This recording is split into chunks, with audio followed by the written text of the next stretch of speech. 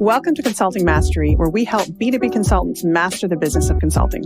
I'm Carrie. And I'm Ahmed. Join us as we explore the art of delivering outstanding client value, earning a higher income, and thriving in today's marketplace.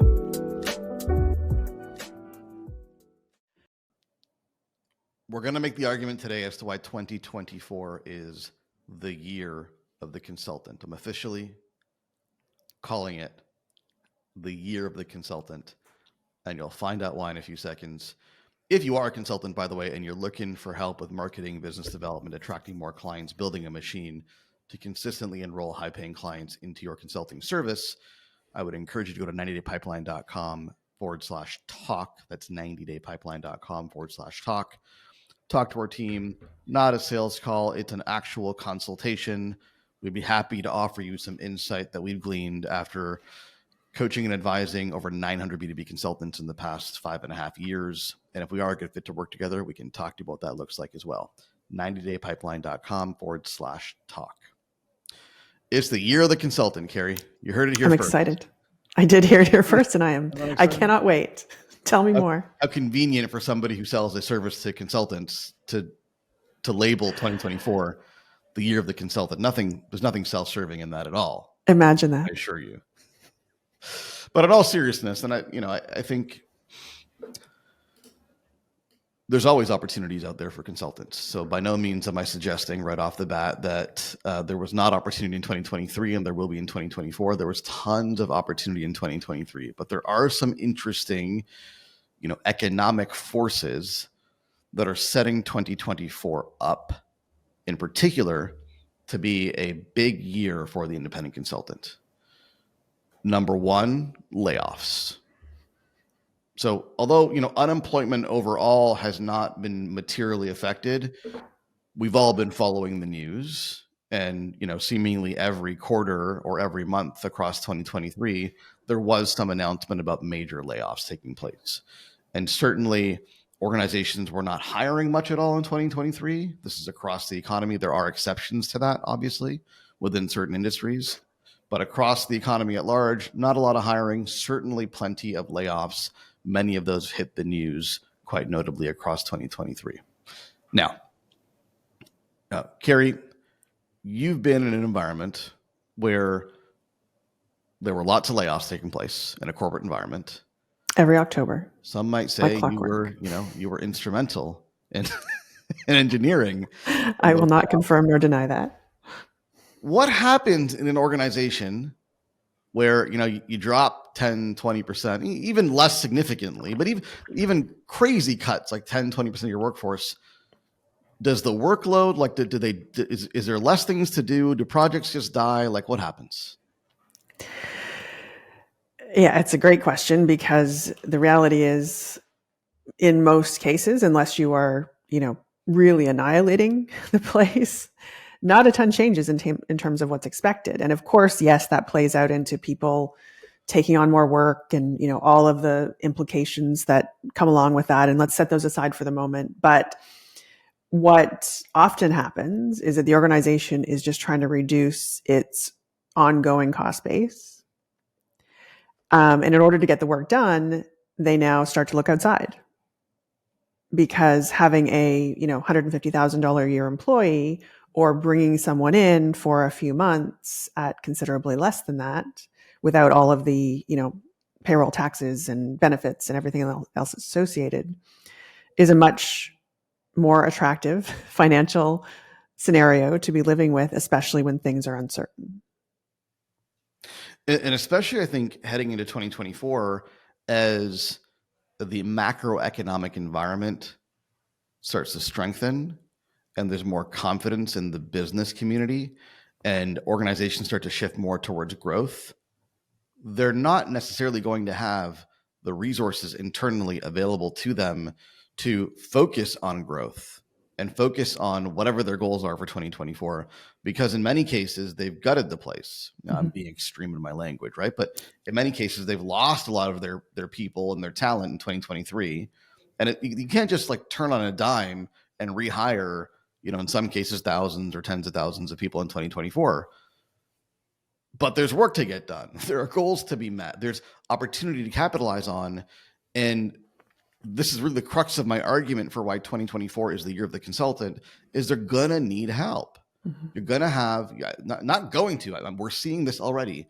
You have organizations, team leaders, executives whose teams have been cut significantly, and yet their mandate or their priorities or their goals for 2024 have not been cut. In many cases, most cases have been added to, increased, have become more aggressive because they're trying to make up for 2023 now in 2024. And these executives are looking at their teams and going, well, I don't have the people. I also don't have the authority to add 7 figures in labor to my team this year, but we need help. How do we get this done? And they're going to naturally look to the pool of independent consultants or boutique consulting firms who, again, to your point, if I can hire a consultant to come in and do something for 40 grand that we really need done, 50 grand, whatever it is, that's better than a fully loaded full-time equivalent at 150, 200, and 250.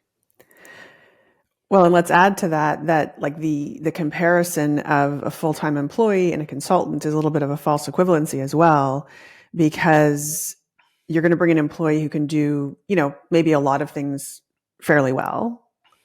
But if you really truly have that critical problem that needs to be solved, a specific problem, then let's also recognize that you are better to, get your hands on that person who has a proven track record of solving that particular problem.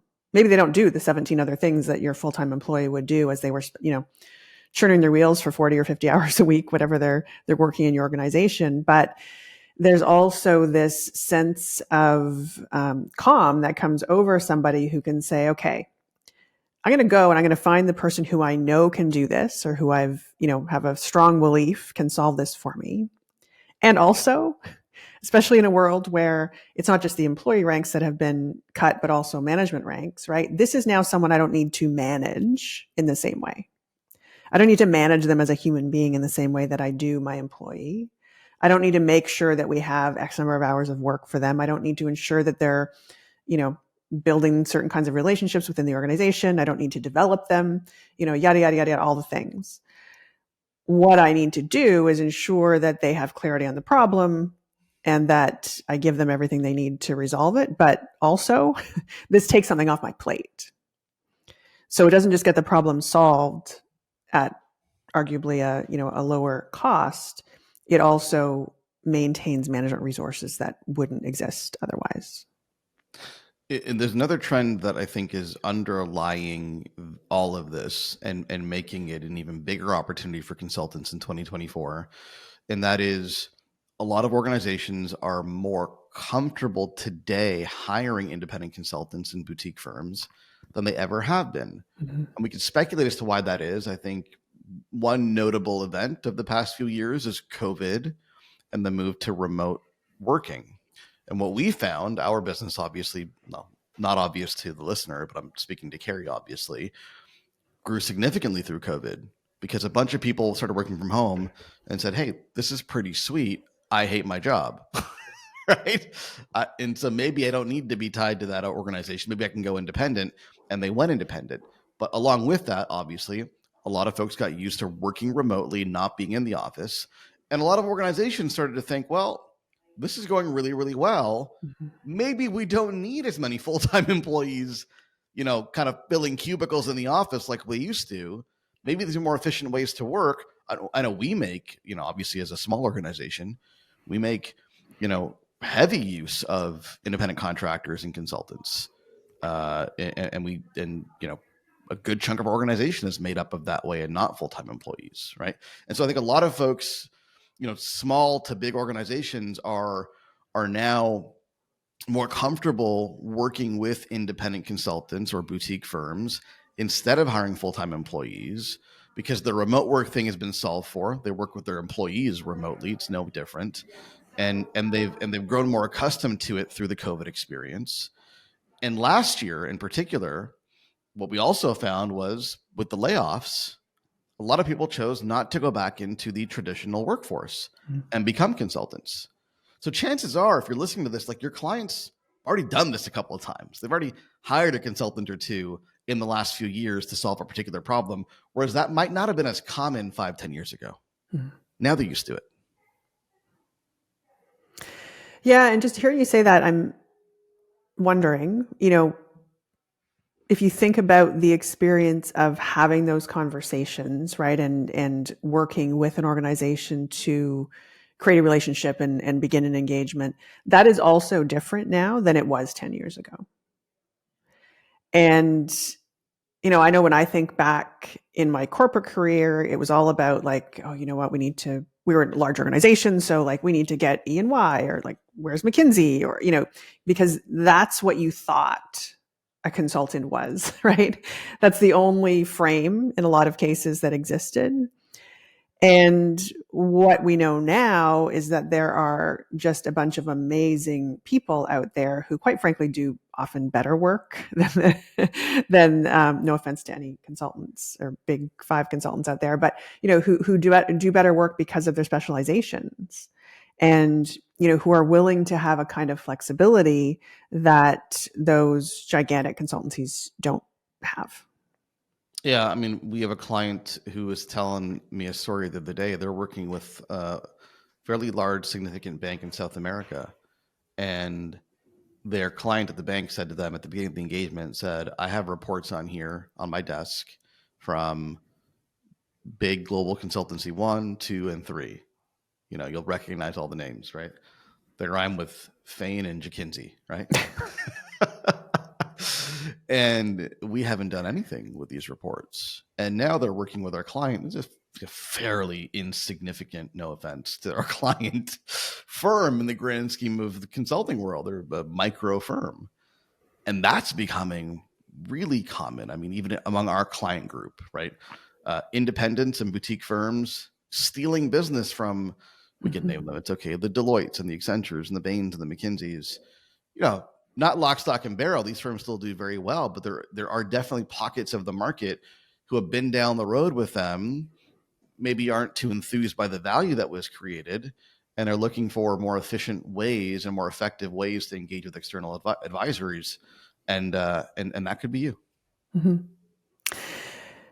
Yeah, and it's worth being really clear with yourself, because we're all living out in the economy, right? And when things are feeling unstable and, inflation is on a tear and all of these things are happening, it's easy to get really caught up in the angst that creates, right? To just feel like, oh, things are rough. And I'm not saying they're not. I mean, certainly there are a lot of people suffering and things are a lot more difficult in a lot of different areas, but all the things that we're talking about today, like you need to take a step outside of that and sort of extrapolate to, okay, what does that mean to me as a consultant, right? What does that mean to me in my business? Because what it means to you as a service provider is a different thing than it might mean to you as, someone who's out in the world buying groceries and paying your mortgage. And so being very deliberate and understanding what those implications is going to be the thing that helps you not get caught in the, the downward spiral of doom that, is all over the news and flying around us often when we're having conversations. Well, it's irrelevant because look, I don't care what's happening in the macroeconomic environment. And I'm speaking to you, the listener or the watcher. Watcher sounds creepy. The viewer. It does. The viewer. In any economy, good, bad, amazing, terrible, I promise you, there are clients in the economy that have problems that you can solve, mm-hmm. and are willing to spend the resources required to solve those problems. Yes, in some markets they'll pay more, sometimes they'll pay less. In some conditions the price goes up and it goes down. I'm not saying it's going to be the same all the time, or even that the problem that you solve won't change. The problem that you might solve for a client today in January 2024 may in fact look very different than it looked in July of 2023. So you've got to be adaptable and pay attention to what your market is struggling with, certainly. But I promise you, in any economy, in any market, there are problems that you can solve for money. And what you have to acquire is the ability to identify what those problems are, target those clients effectively, and create demand. And those skills will serve you well in any economy. Mm-hmm.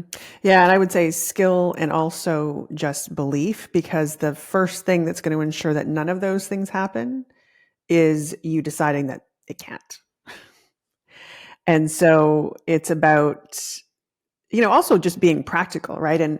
And recognizing that for all the people for whom you could solve a problem that would exist out in the world, right? There is more than enough opportunity for you, even if that opportunity is, swelling and shrinking on an ongoing basis as it does. You're probably not out there trying to get 100% of those clients on board, right? You are out there trying to find the appropriate number of clients who are the best fit for you. And, even when things are a little bit tougher, it is still about working your way through connecting with those people. And to your point, being able to, go to them with a compelling solution and message. And don't conflate the cost of milk with the demand for your services in the B2B consulting marketplace. Right? The two couldn't be, I get that inflation's up and everything's more expensive, and that has a tangible effect on consumer confidence. And we are all consumers at the end of the day. But that's got nothing to do with the organization that's got an expensive problem that they can't address, that you have a solution for. The two couldn't be further apart. Absolutely. So 2024, you're the consultant. Ready for it? Heard it here first, folks.